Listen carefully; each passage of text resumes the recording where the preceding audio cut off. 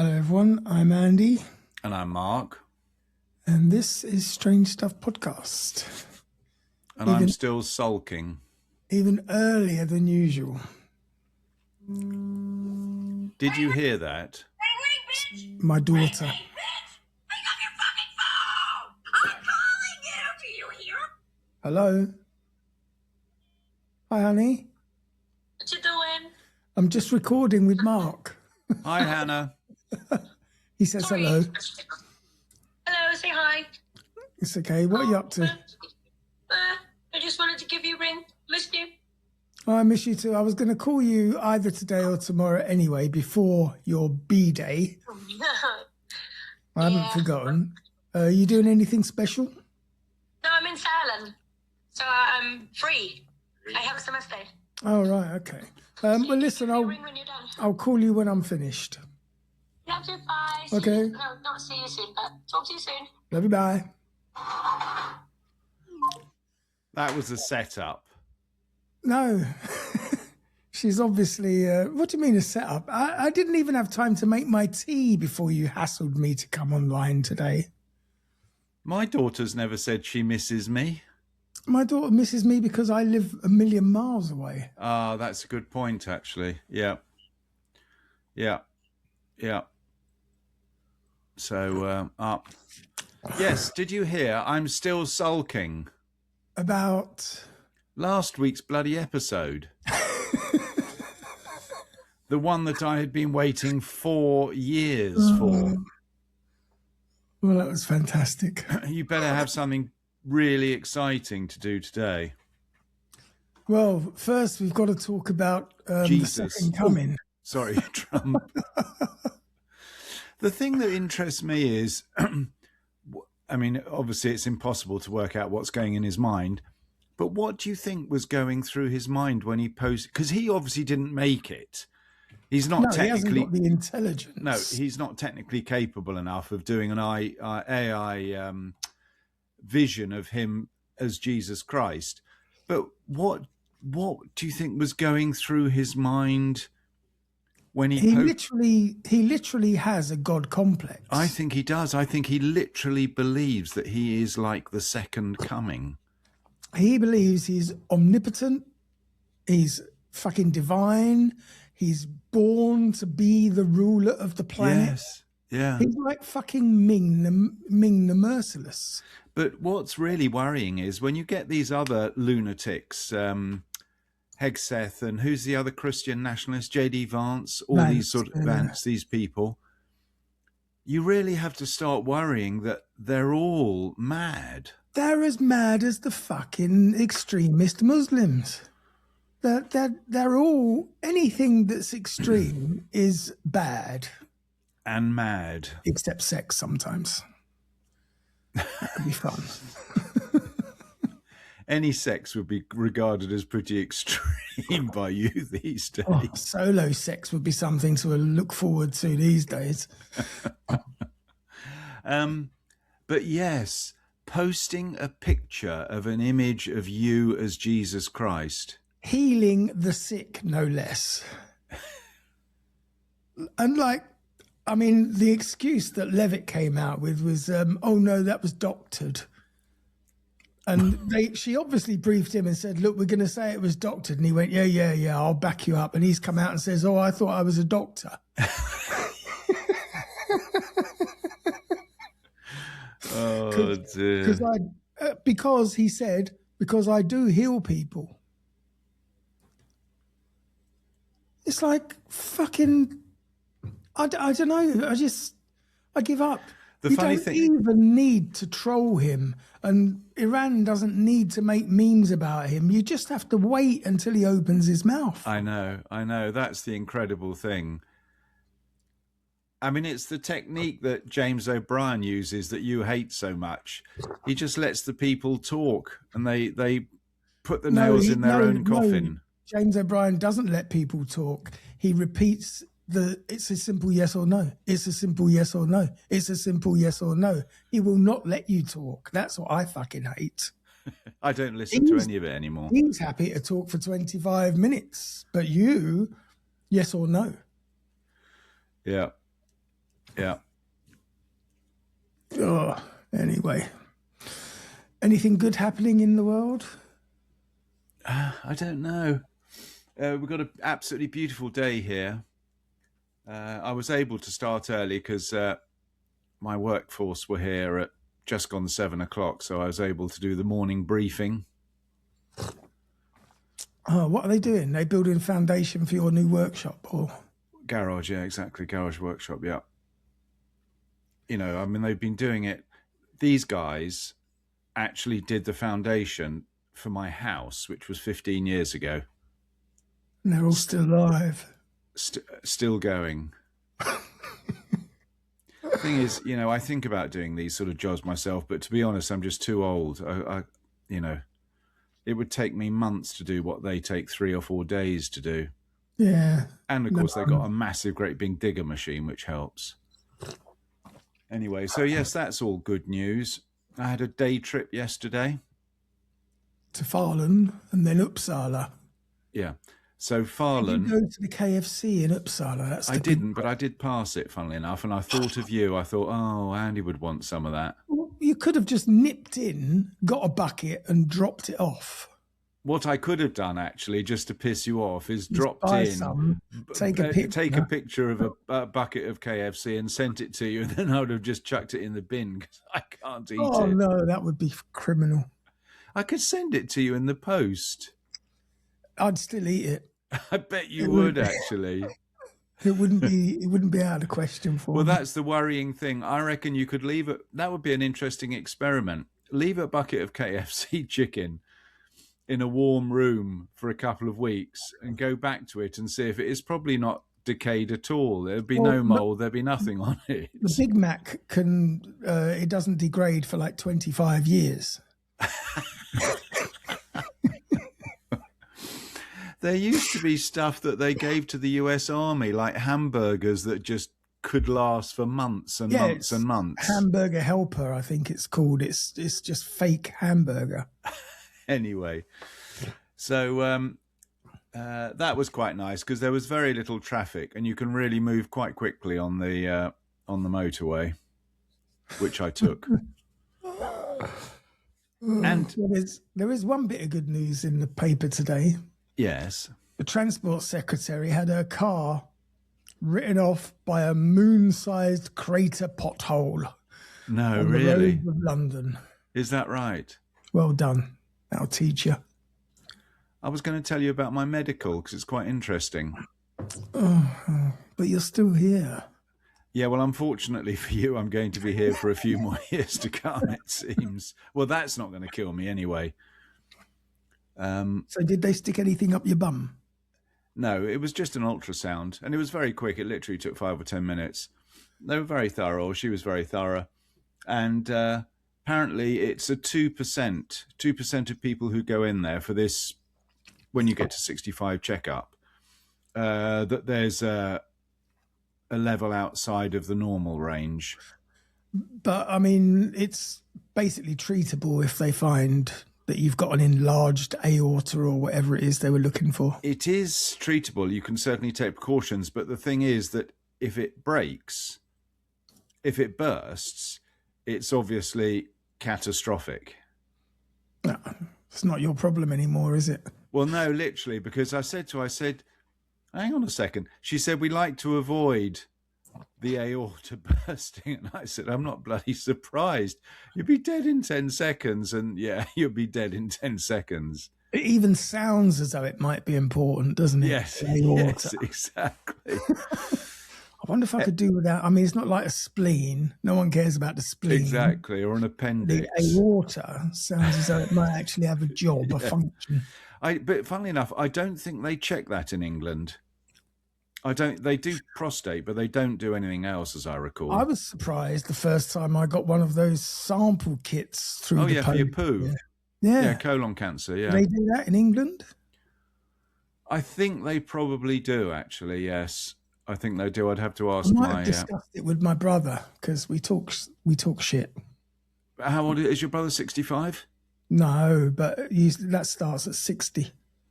Oh, you're right. The old colon cancer kit. Anyway, so that all went well. I was right at the low end of the acceptable range, which is good. You don't want to be towards the upper end of the range. You want to be towards the lower end of the range. I prevaricated last time they sent me one of the shit kits. Why? It's just the idea of playing with me poo. But anyway, Come on, Andy, I've heard. On the occasional table beside the sofa for a while. What? So visitors could see you poo testing? What visitors? Come over for a cup of coffee, darling. Did you invite anybody back? At the time, I was living in the middle of a forest. That's true. But they sent me reminders. It was like, where's your shit? Send us your shit. It's amazing how, I mean, obviously all these sort of testing things, but it is amazing how just a little speck of poo and they can detect whether there's any blood in it or not. Well, I mean, it's not just blood they're looking at, though, is it? It is. Is it? Yeah, they're just testing for blood. Why Blood don't in they the just poo. ask? Just to ask you. Yeah. Got any blood in your shit? No. Okay. There's even a public information advertisement on LBC occasionally. If you see blood in your poo, even if it happens once, I don't know why the girl has got a northern accent, but she does actually. They eat a lot of fucking deep fried Mars bars. But, you know, I think it's absolutely fantastic, these sort of tests. That's bizarre. I had to pay £10 for it, and I thought it was free. But anyway, I said to the girl, I said, this is absolutely great. You know, why not have all these tests to prevent enormous... Can you imagine how much it would cost if something did need treating? Catch it early. Well, if it's an aorta problem, it's probably cheaper just to let it go. Let you go, you mean? Yeah. Just... Bye. You might not make it back up to reception. Come in next Thursday. Yeah, exactly. Oh, dear. So anyway, that was all good. So I can rest easy for another year or two. So I've had all the tests, actually, this year. Well, I'm glad you're all well and good. And I'm sure that our listeners, if we've got any left now, are fucking fascinated. But I'm sure I've asked you, and I'm sure you said you haven't. Have you tested the old prostate? No, not for years. Well, you not see since that I was taken by surprise by a doctor. I think that's silly, Andy. Surreptitiously. I think it's silly. Well, you know, more men die of prostate cancer in the UK than women die of breast cancer these days. You know, all these tests cost money. Don't cost you anything. Of course it does. Just going to the doctor costs me money. We've been through this. It costs me 300 crowns to visit a doctor every time. No. Yes, here it is. It is here. Oh, 300. I see. Oh, sorry, yeah. So even if you go for a blood test, 300 krona. Everything. Every time I go to the fucking doctor, 300. I'm surprised that they have different pricing schedules in somewhere like Skellefteå as compared to Mora. They have it in every different commune. They make their own rules. Anyway. So, yes, you asked for a bit of good news, and for me that's good news. It may be for people who find me irritating, not such good news. Can't be many of those around, though, surely. Probably not. So, yes, all is good. All is good. So while you were on your day trip... Yes. Did you stop somewhere for a refreshing beverage? Did I stop? Funnily enough, I did not. I didn't stop on the way down at all. I stopped to buy petrol in Uppsala. No, didn't stop at all. It's only 3.5 hours. Well, that's killed my segue. Why? What were you going? What were you going? People who die at stops. No, we're going to talk. Well, you'll find out. But we'll start the story at the beginning.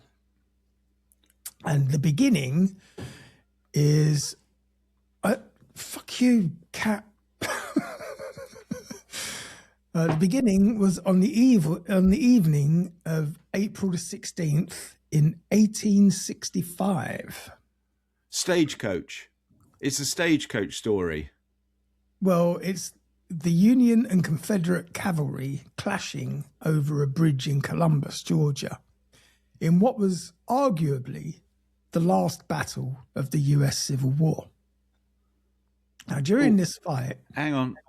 Just a complete tangent thing. Yesterday, I think, was the anniversary of the Great Wall Street crash in 1929. And Did you feel a little twinge in your belly? Yes, exactly. But no, it was your words that prompted me to remember this. There was some poor fellow who, the day before the crash happened on Wall Street, his business had collapsed and he topped himself. He unfortunately committed suicide the day before the Wall Street crash because he thought that he was the only failure in business in the world. He couldn't understand why everybody else was doing so well and his business failed. So the poor chap tops himself. And the following day, he would have been joined by hundreds or thousands of other people whose business failed as a result of the stock market crash. But he sounds as though he was quite a sensitive individual. Perhaps he shouldn't have been in business in the first place. Well, there's room for sensitive people in business. Anyway, back to the stagecoach story. Okay. The last battle of the Civil War. Now, during the fight, a Confederate colonel, the Confederates were the good guys with the rebel flag. And I have to obviously correct you at that point. They were the pro-slavery team. Confederates. I mean, they had the best flag. I can't even remember the name of the opposition. The Yankees. It was Confederate against the Yankees. It was the Yankees from up north. It was the Confederates and the Union. The Union Army. All right. Oh, you're making me scroll. I hate that.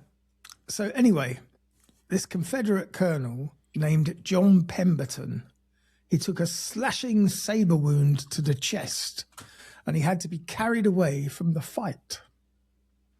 Now, believe it or not, this set of facts is the basis for why, and you'll understand this, today you clip coupons before a shopping trip, and why every vertical surface in the world is plastered with advertisements, and why children believe in Santa Claus.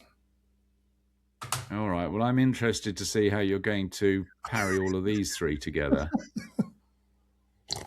So what we got were advertisements on walls. We've got coupons for the discount in supermarkets, which don't actually exist anywhere outside of America. Oh, you get them here as well, you know. What? Yeah, if you get your local newspaper, free whatever, there's always coupons, and your supermarket will send you a booklet sometimes with special offer coupons. You'll get them from ICA, Coop, all sorts. I just chuck these things straight in I didn't even open them, and they've got coupons in them. Yes, you could be a couponer. I think there's a word for them. Wankers. Well, yes, in the States, it's such a big thing that people can save hundreds of dollars with coupons, can't they, in America? They've made reality shows about it, documentary type things about people who've gone out and they've planned for like 3 weeks their shopping hit, and they spend like $1,700, and by the time the coupons are all added up, they get a $20 cash back. Yeah. No, I think very sensible. Why not? It's nice if you can get away with it. Indeed. Well, anyway, the thing... So hang on a second. This is just bollocks to start with. This poor soldier gets slashed across the chest, and that's got to do with coupons at Costco. Yes.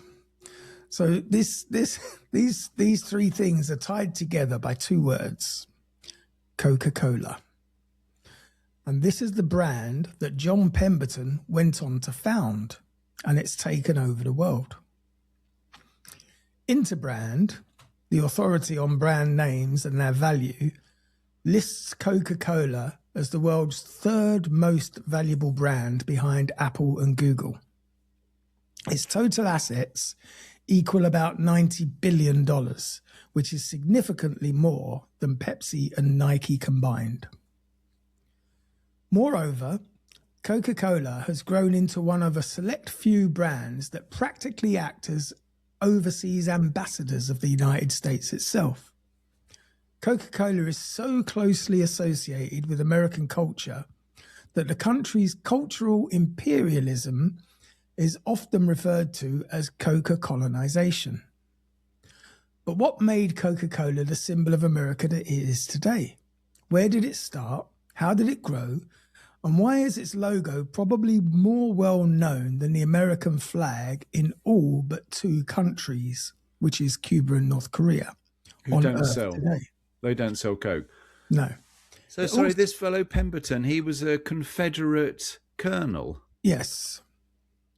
So and Coca-Cola was founded by a Confederate. Yes. Goddamn Rebs, Johnny Reb. So it all started with that stroke of the sabre that very nearly killed John Pemberton.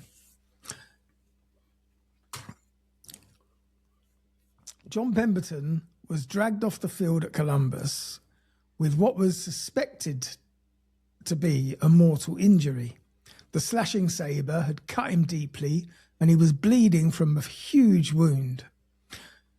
Unconcerned about long-term side effects, the doctors gave him a massive dose of morphine to ease what they thought must be his last few hours.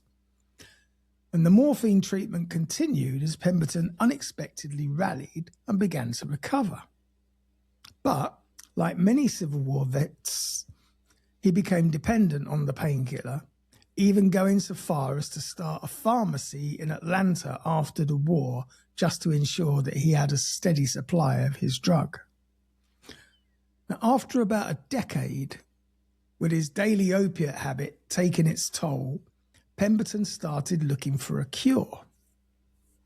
And this was at a time in the 1870s when medicine was barely scientific by today's standards, which is still barely scientific. Don't you remember, didn't we do a section on Harrods used to sell heroin? Yeah. And most cures for various ills were patent medicines that were virtually indistinguishable from exotic liqueurs. Pemberton had heard good things, though, about coca wine, and a mixture of wine and cocaine, which was all the rage in France, and he resolved to try it out. His first product, beautifully named Pemberton's French Wine Coca Nerve Tonic. They were doing cocaine and wine in France in the 1870s. Yes. Cocaine was a massive worldwide hit. The city of London was built on opium trade, as you know. Cocaine was an offshoot. Sorry, I excuse my ignorance. Is cocaine an opiate? Not particularly, but, you know, it's part of the drug family. So this Pemberton's French Wine Coca Nerve Tonic was a very strong shot of alcohol mixed with coke and marketed as a cure for a long list of ailments, including opiate addiction. I'm not bloody surprised. Oh dear, you could say anything in those days and no one was allowed to sue you. So including opiate addiction, upset stomach, neurasthenia, chronic headaches, and erectile dysfunction. Well, that can't be true. Or does I would have assumed that alcohol kills the old boy, doesn't it? Well, the cocaine counteracts that, apparently, allegedly. I wouldn't know. What, so cocaine gives you a bit of a stiffy, does it? Oh, it makes you horny as hell, allegedly. Is that right? I didn't know that. Oh my God! Honestly, it should be illegal. It should be illegal. But anyway, the drink was whipped up in batches of thick syrup and delivered to pharmacies, where it could be mixed with soda water and dispensed by highly trained professionals. So that is interesting, that even in those days it was sold as a concentrate. Yes. I mean, it's the greatest money-making idea ever. Let's make it a concentrate so we can just add water and charge even more. Well, it is, because think of the transportation costs and all of that sort of thing that are minimized. Also, if you've got a gallon of concentrate, you've got maybe 100 gallons of saleable liquid. Oh, do they know the recipe? At this stage, do they know the recipe of Coke, of the original Coke? I will be adding the recipe to the show notes at the end. No, but I'm interested in the original recipe, because it would be actually fun to mix up a batch of the original recipe. I'm not going to give you the recipe for a cocaine-based tonic. Well, it must have been leaked on the internet by now, surely. I'm sure we could find it. But where are you going to buy your cocaine? I don't know. There must be some drug dealers in the area. In Mora, there's plenty. However, disaster threatened Pemberton's new venture when, in 1886, fucking prohibition fever swept over his part of Georgia and halted the production of sale and alcohol. Cocaine, however, was still totally fine. So Pemberton reformulated his product into a non-alcoholic beverage and kept right on selling it. Although by 1888, the recipe contained only around 9 milligrams of Coke, which is about 1/10 of the usual recreational dose. An 1886 Coca-Cola ad proclaiming its use of the coca plant, from which cocoa is made, was prevalent at the time. Interestingly, though, no Coke product has contained cocaine since 1903, but one of Coke's partners, the Stepan Company of New Jersey, retains the only active federal license to import and process coca leaves from which cocaine is made. Can we do a program on prohibition at some stage? Probably. What is completely bizarre to me is, in the late 1800s, early 1900s, you had this prohibition against alcohol. And I assume that was on the basis of health concerns. Too many people were getting drunk and not showing up to work, that sort of thing. It was either that or it was uncontrolled taxation, because there was so much bootlegging going on, perhaps, that the government weren't making enough tax dollars. But anyway, they were able to identify a problem and introduce a ban on alcohol sales in America. Yeah. And I bring you forward to 2020. Why can't they outlaw the sale of fentanyl or whatever that drug is called, drugs? Because who do you think runs the government? No, but this is my point. If they were able to ban alcohol in the early 1900s, why the hell can't they ban fentanyl-based drugs in 2020? Because it's not to anybody's benefit. What do you mean? It's other than the people who are bloody walking around like zombies in the middle of New York. No one cares about them. What they care about is the dollars they're making through the pharmacies. Clearly. Is oxycontin, is that fentanyl based, or am I confusing it? It's an opiate.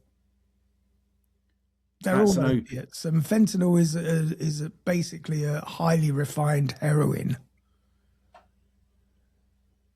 And that is an opiate? Yes. And that's what people literally, you see these terrible pictures of just these people, usually on their knees, just sort of flopped over. Dead. What? The Walking Dead. And you wonder, how can a society just not think, Christ, that's something we really need to deal with? I mean, forget bombing Iran. I mean, deal with those sort of poor individuals who just literally, as you say, they're like zombies. But there's no money in it. There's money in bombing Iran, but there's no money in curing people of their problems. Anyway, so come on, let's go back to Coke. When was the last time Coke was sold with Coke in it, with cocaine in it? 1903. 1903. So anyway, the process. Can you scroll back to the beginning just to tell me when Pemberton was born? Fuck off.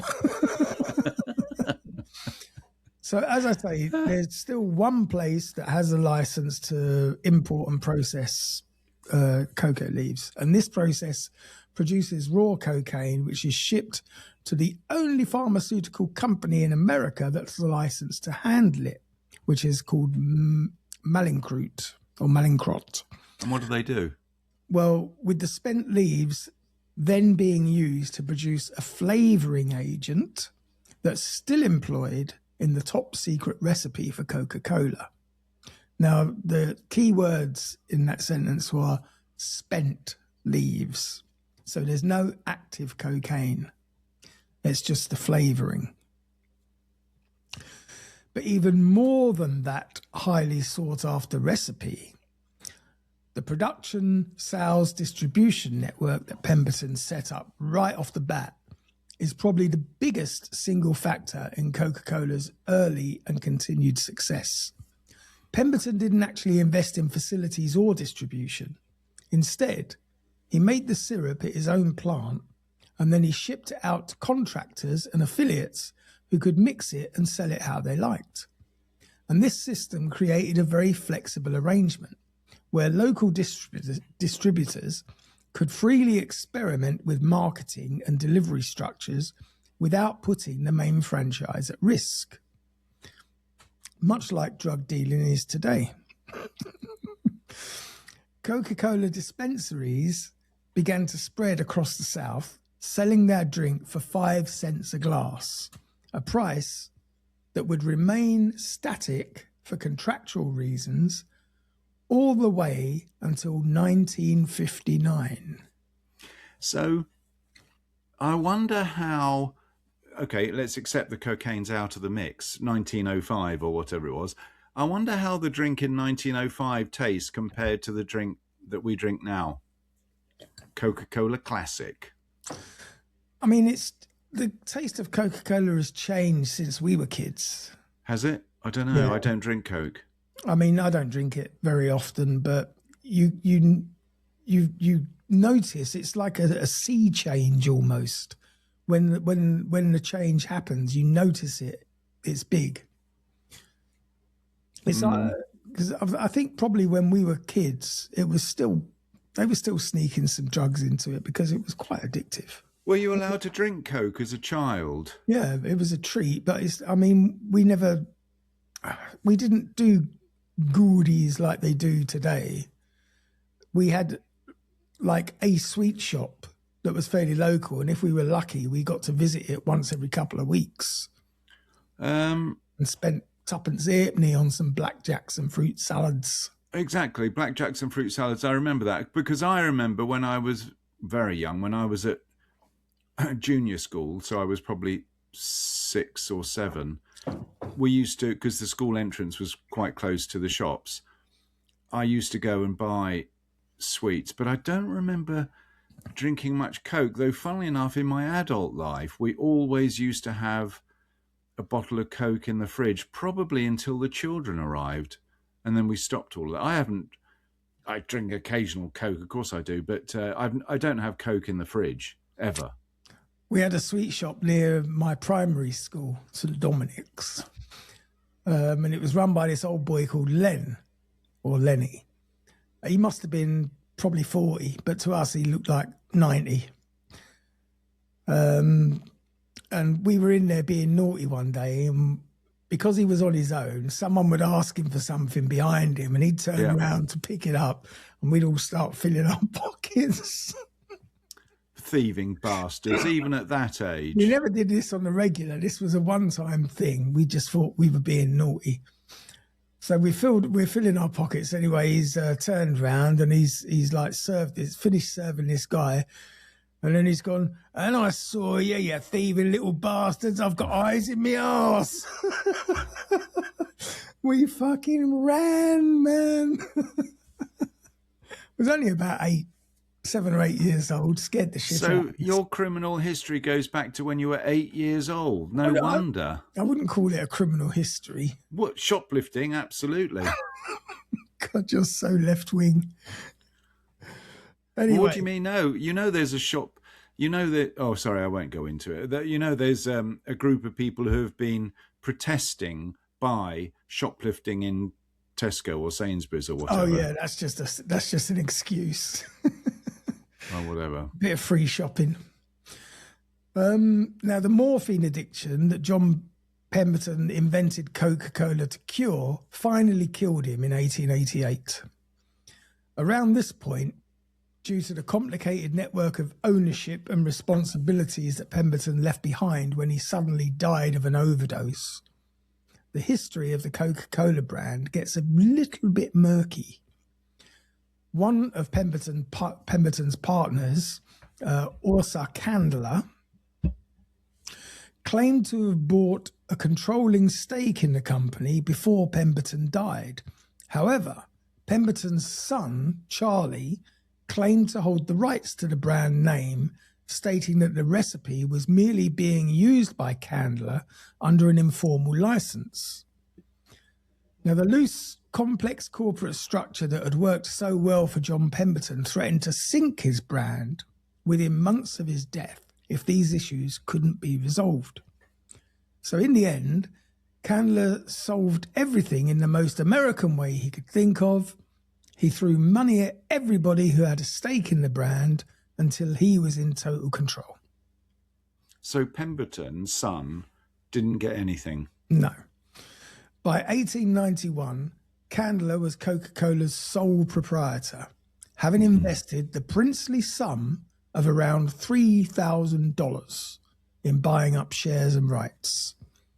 And this was actually probably for the best, because Candler turned out to be a bit of a genius who fundamentally changed the way that large businesses operate all over the world.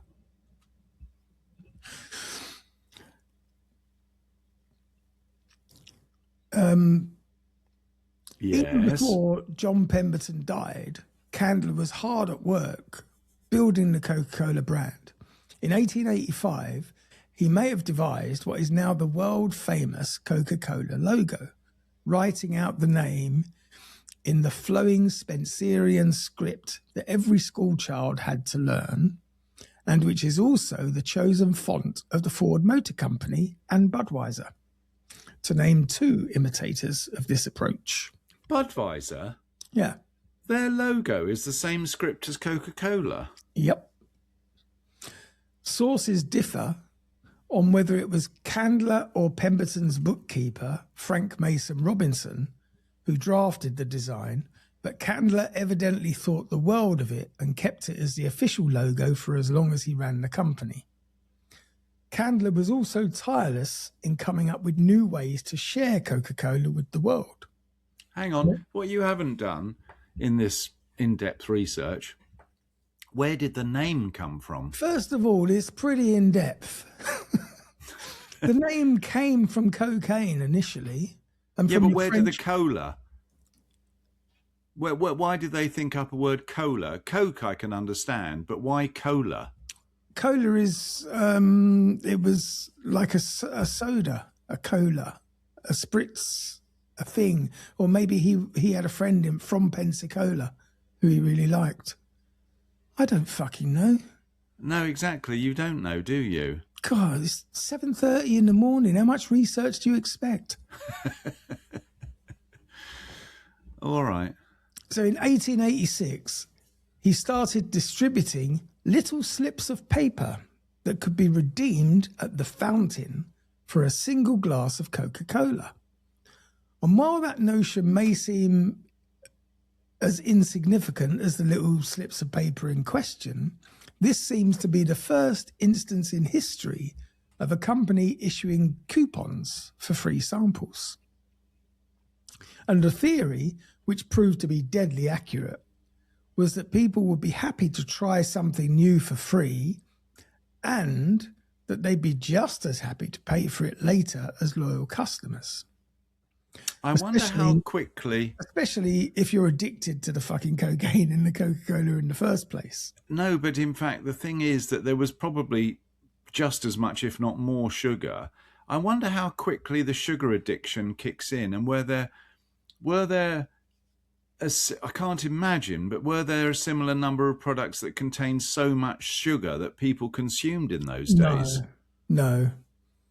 You didn't have any hyper-processed food. You didn't have any sugar or salt additives in the raw foods that you ate.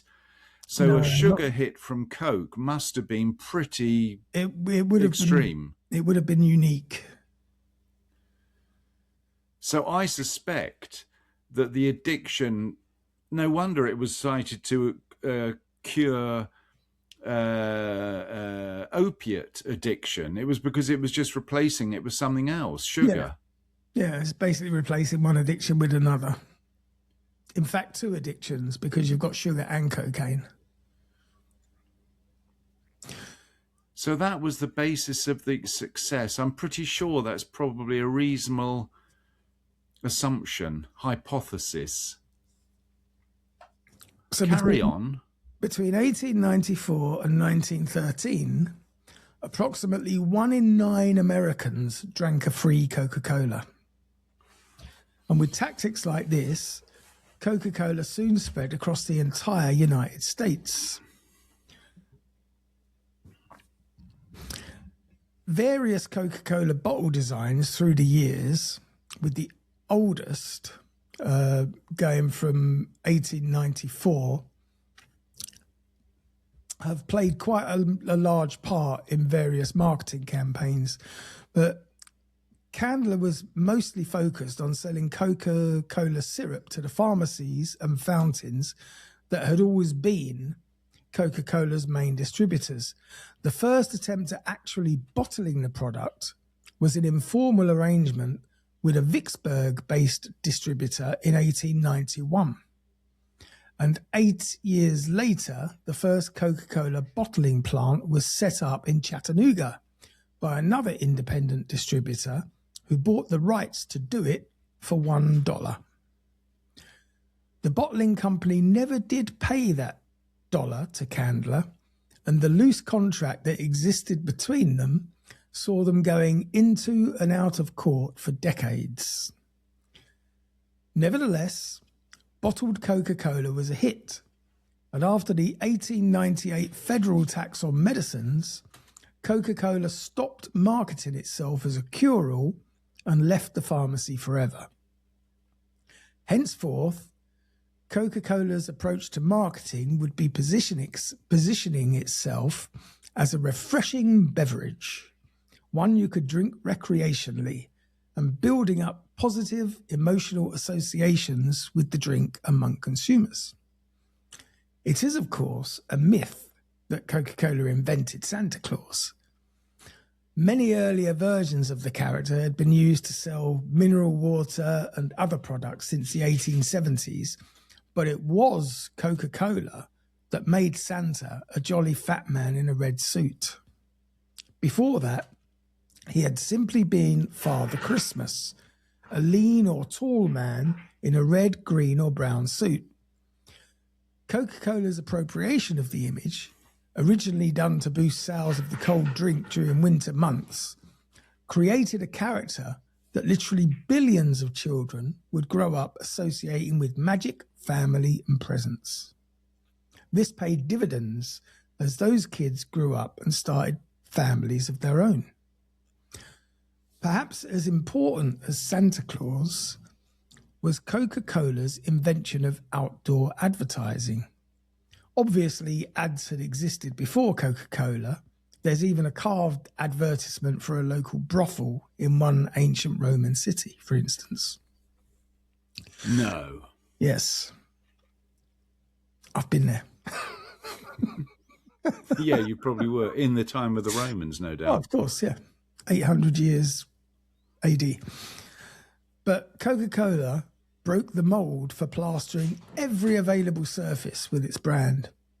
And to this day, Coca-Cola's brand identity is so powerful that while blind taste tests actually do reveal that most people prefer the taste of Pepsi, non-blind tests where participants can see the labels yield the opposite result every time. You see, it's very interesting. Now, what I want to know is who was the name of the advertising company that was responsible for the branding of Coca-Cola? Well, I want to say Saatchi and Saatchi, but I'm not sure they were around in those days. You see, it was a very interesting transition because up to that Don't point, forget, when the company first started, they were branding it themselves. So there wasn't a marketing company; they were marketing it themselves. Pemberton and Candler himself came up with the logo, allegedly. no, but the thing is that what they did originally was look at the attributes of the drink and say this cures opiate addiction. They were looking at the attributes of the product. They weren't associating it with a lifestyle, i.e. Santa Claus. But the marketing happened accidentally because it was a new product that was designed specifically to cure John Pemberton of his own morphine addiction. That was where they stood their baseline from, that it was a cure-all. It would cure you of your addiction. And by the way, it cured headaches, stomachache, and gave you a rock-hard pee-pee at the same time. Yes, and that I can understand. But it seems very early on that they actually forgot the attributes of the drink itself and just said, if you drink this, it's like Santa Claus. Santa Claus coming down the chimney and delivering presents to the children if you drink Coke. It's an association to a sort of something that's completely outside of the product itself. Which I think, and I know I'm being a bit stupid here, but when you think about it, when advertising stopped looking at attributes of the product in terms of how they market it and trying to create a brand with a lifestyle association, that's where the whole world went pie-shaped, pear-shaped, in effect. Or pie-shaped. Because that was where... Yeah, that's when it became desirable just to have the product, regardless of what the product was. Exactly, because it instilled some sort of social status on you or some sporty aspirations or whatever. And that it's very much like the luxury handbags that women drool after. Exactly. Who the fuck cares if your handbag is made by Versace? Yeah. Yeah. When you could buy exactly the same quality handbag for $25 and probably made by the same slave labor in China that your Versace bag was made by. Yes, I mean, sort of, not quite, but the point is, I think that was the inception of true consumerism, where people consume things just for the sake of consuming rather than for any need. Yes, and that really has been the downfall of civilization. And I think Coca-Cola is responsible for the label branding. Label. It has to be a certain label. Just think if advertising didn't exist. Someone would invent it in seconds. No, but I'm saying, okay, so all right, let's put it another way. Just imagine advertising was banned. Social media would disappear in an instant. So that's that evil sorted out. Well, no, they would find another way to fund it. You would have to subscribe to social media. Yeah, well, even that is better. At least it would put some brake on social media, some obstacle that they need to overcome. Because at the moment it's a free for all, and this. I worry about what goes on your relatively innocuous Instagram and all of that sort of thing. They're so smart in keeping you online or looking at Instagram, or they're all the same, that these days what they've started doing, and I'm sure I'm not just going off in a nutty thought, now they have extended text. So it starts off with a very short story, and then they have a lot of text. So rather than having a picture, they have text that you have to read if you want to get to understand what they're talking about. And that takes time. Oh, there's a lot of this on Facebook where you get the first page. Yes. It looks like an Yeah. "Am I the arsehole" type story. Yeah. And you get the first page and it says Yeah. more, and there's Yeah. like 8 more pages, and that's Click when on comments to see the rest of the story. All of that is basically just playing the and algorithm. it's just clickbait. It's just bollocks. Yeah. But it's done in such a subtle way that you don't notice it. Anyway, we've gone off on a bit of a tangent, but it is interesting that Coke, I didn't know that they invented Santa Claus. Well, yeah, as we know as him. we know him today. Yeah. And it wasn't until 2012 that the Coca-Cola company announced a deal to export its product to Burma. And with this venture, just Cuba and North Korea were left as the only 2 countries in the world where you could not legally obtain a bottle of Coca-Cola. Of course, even in these authoritarian dictatorships, the drink is secretly distributed throughout underground black markets alongside other forbidden pleasures such as dirty pictures, cell phones, and Take That's latest singles, who knows. But just as those black markets exist today, people had been informally exporting Coca-Cola almost from the beginning. Ironically, given the drink's current status in Cuba, the first rum and coke seems to have been mixed in a Havana bar in 1900 by a Signal Corps officer who drank a toast to, more irony, Cuba's newly won freedom from Spain. And his cry of Cuba Libre thus named the drink that millions of people would break the ice with at nightclubs over the rest of the century. Now, Cuba, I don't actually drink. Well, I don't. As I say, I don't drink much Coke at all. But what do you, rum and Coke? Is that what you're talking? Yeah. Yeah, I don't do rum and Coke. I've ordered a Cuba Libre before now. And a Cuba Libre is rum and Coke. Yeah. What did the girls used to drink in the pubs in Essex? Was that Pernod rum and black? Rum and black. Pernod and black. Pernod and black? Yeah. Really? Very sickly sweet. It was the one thing that they didn't. The pub that I used to go to from a relatively early age, they didn't sell Pernod in the pub because Don and Sheila, the landlady and landlord, said that it was the one thing that caused endless problems, people getting pissed on Pernod. Oh. They'd be loving it today with the Sambucas and the Jägermeisters and all the rest of it that they throw into drinks now. Yes. Anyway, Cuba aside, early overseas success for Coca-Cola was quite limited. Now, Asa Candler's son and successor tried to fire up enthusiasm for the product on a 1900 business trip to England. But Coca-Cola's total exports to England for that year amounted to just 5 pounds of syrup. Other efforts to expand into Europe met with similar failure. In Germany, the idea of adults drinking non-alcoholic beverages was absurd. Anything other than beer, wine, or water was for children. In France, the very idea that anyone wanted to buy an inferior American beverage was frankly insulting. So it fell to a new generation and another marketing genius to pry open Europe and establish Coca-Cola as the American standard.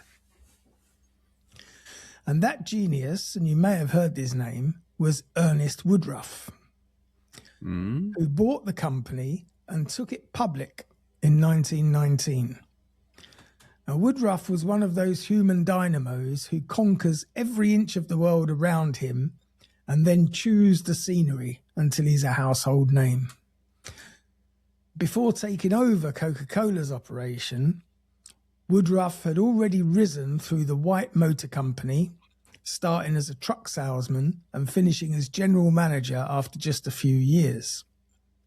Woodruff then ran Coca-Cola for 60 years, and nothing would ever be the same again. When did he start?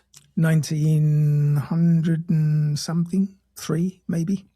All right, so basically through the whole of the 1900s, the 50s, the 60s, the 70s, he was in charge.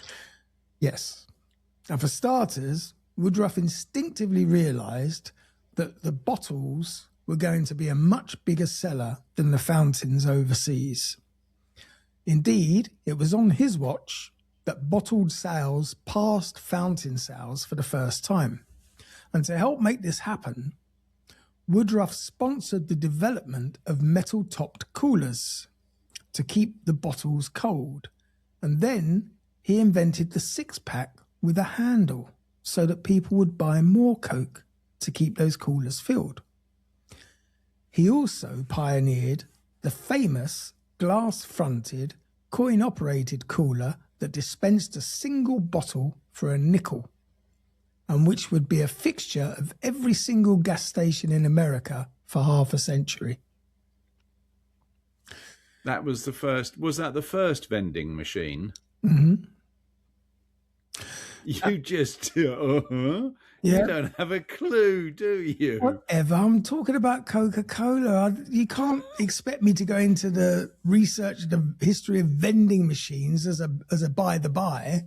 Well, that's the difference between a quality, research job. You add colour to the picture. Feel free to add to my research at any point. Now, eventually, Woodruff turned his dynamic energy towards overseas markets, resolving that there wouldn't be anywhere on earth that didn't have a Coca-Cola handy. Coca-Cola's first organised attempt to market overseas started in 1926, when the company opened an office devoted to buying the world a Coke.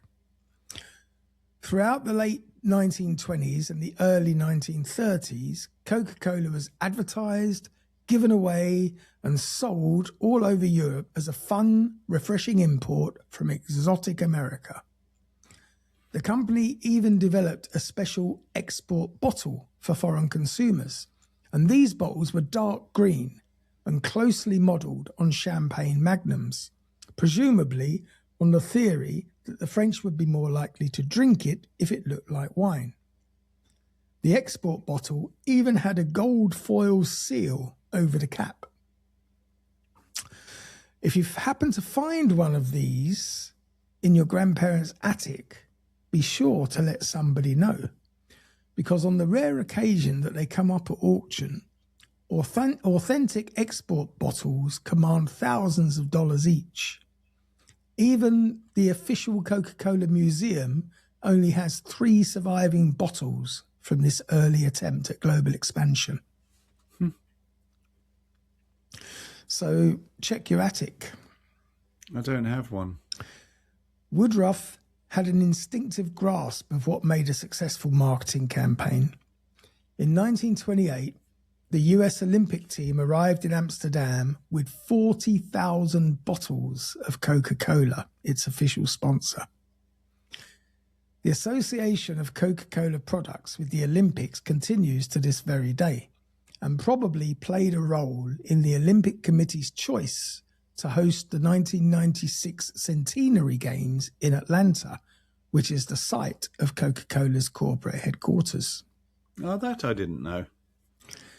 Woodruff also forged links between Coke and the US military. At the outbreak of World War II, he swore that American servicemen would be able to get a cold Coca-Cola everywhere the war took them. And with very few exceptions, he was as good as his word. Soldiers all over the European theatre had bottles of Coca-Cola waiting for them in rear areas almost before they had replacement socks and gloves. And the drink followed soldiers to Japan during the post-war occupation. Naturally, with every soldier swigging Coca-Cola from the bottle practically every time a unit stopped for rest, people in the liberated countries came to associate the drink with American soldiers who were generally willing to share. So overnight, Coca-Cola, along with Hershey's chocolate and Spam, became an American hallmark. Eventually, the American forces withdrew from occupation duty, but the products they had introduced to a generation of foreigners remained behind. Today, Coca-Cola is sold virtually everywhere in the world. Researchers working at the South Pole can enjoy a frosty Coca-Cola in the sub-zero temperatures. Mountain climbers in the high Himalayas can stop for a Coca-Cola at their base camp 20,000 feet above sea level, so high that breathable air itself is a rare commodity. And the drink was even carried into space. Was it? On the July 12, 1985 anniversary of the billionth bottle. And it was carried aboard the Space Shuttle Challenger for very important research into whether water can be carbonated in microgravity. And apparently it can. Every day, people all over the world drink 1.9 billion servings of Coca-Cola between them. That's 1 in 3 people have a Coke every day.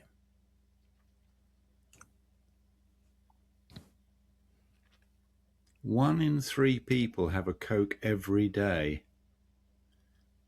That's some serious marketing. It is. What's amazing is... Sorry, Go on. I was going to say, what's amazing is, so Coke has been around effectively since the early 1900s. 18. You've just said that 1 in 3 people in the world have a Coke every day, and yet Google and Apple are bigger companies. Yeah, advertising money. It's a bottomless pit. So it is, by some measures, the most widely distributed product in history.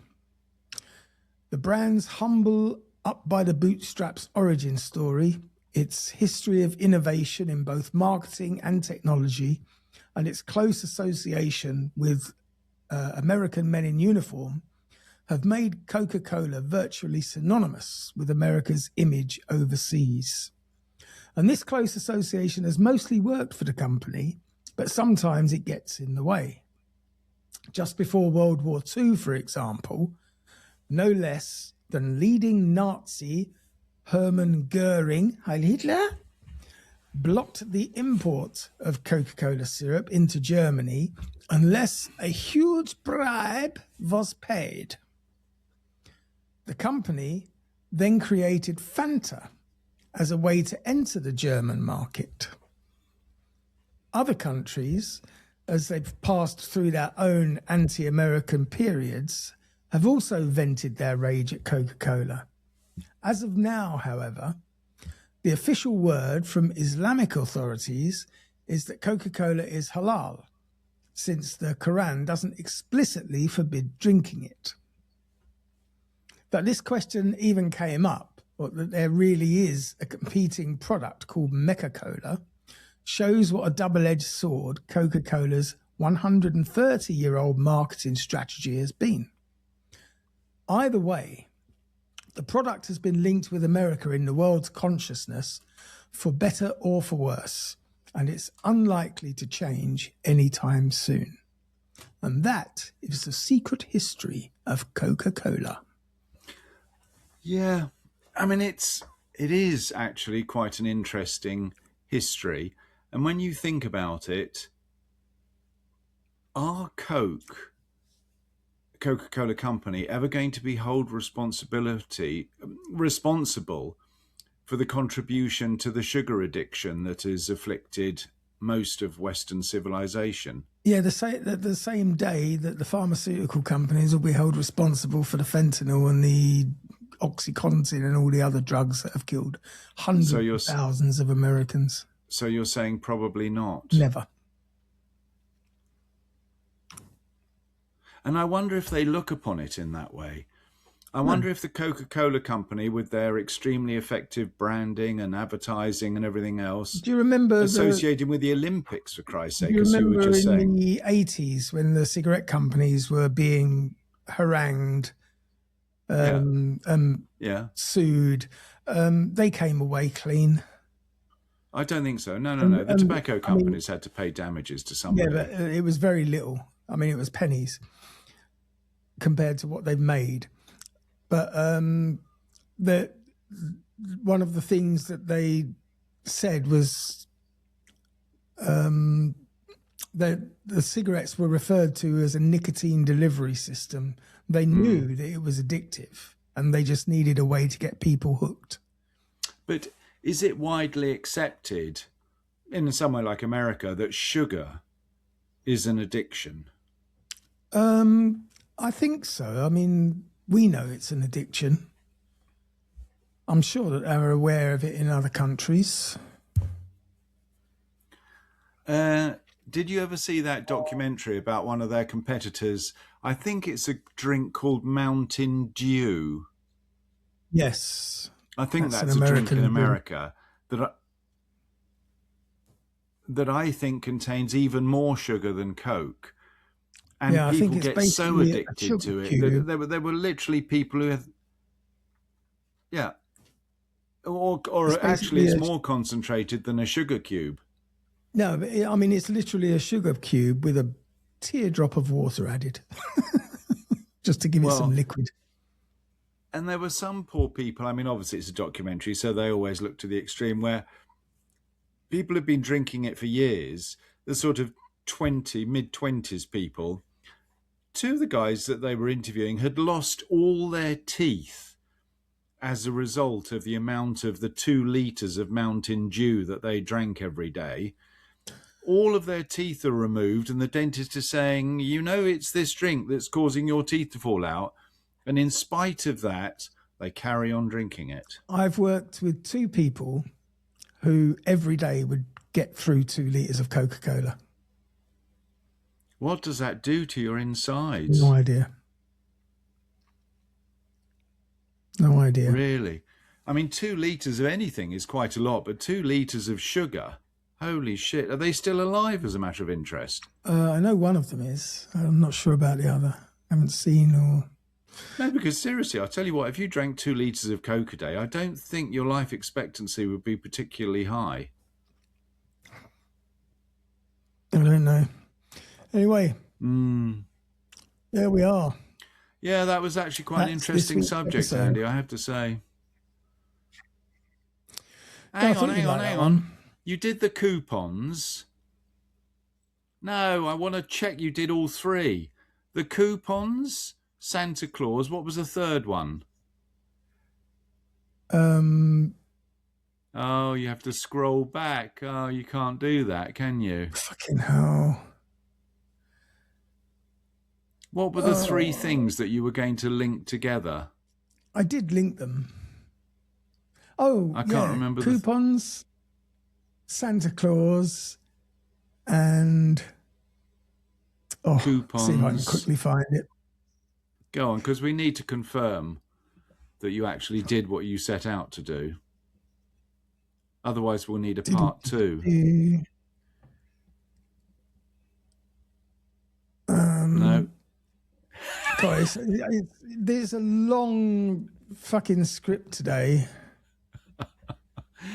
No, I asked it is just to see you irritated that you have to scroll back. We're not going to do it. You just have to listen to the podcast. You can't tell me about how irritating scrolling is and then not expect me to test you on your scrolling ability. You'll have to listen to the podcast and hope that your Spotify doesn't cut out after 11 minutes and 30 seconds. Yes, which it did to me the other day. Anyway. All right, well done. Thanks for listening, people. Yeah. I hope you enjoyed that little history lesson on one of the biggest brands in the world. It was quite interesting. Can you stop moving my microphone, mister? Yes, and I came up with a good idea, one on prohibition. Yeah, it's just never going to happen. Well, I'll tell you that don't bother if it's going to happen like my South American masonry skills. Anyway, join us again same time next week, unless you're a Patreon member, when you can join us on Wednesday. And if you're not a Patreon member, become one. We have some fabulous episodes, including the one that Mark's mad about, which came out this week. And you can join our Patreon for the price of a coffee or the price of a beer, and you will have access to over 100 more episodes, which is all good. Indeed. You can contact us by email at strangestuffpodcast@gmail.com if you've got any suggestions for an episode. You can also follow us on Facebook, Instagram, and TikTok, where you can be kept up to date with our superbly acted video advertising campaigns that I manage myself. And yeah, just join us. See you same time, same place in the future. Bye for now. Bye for now.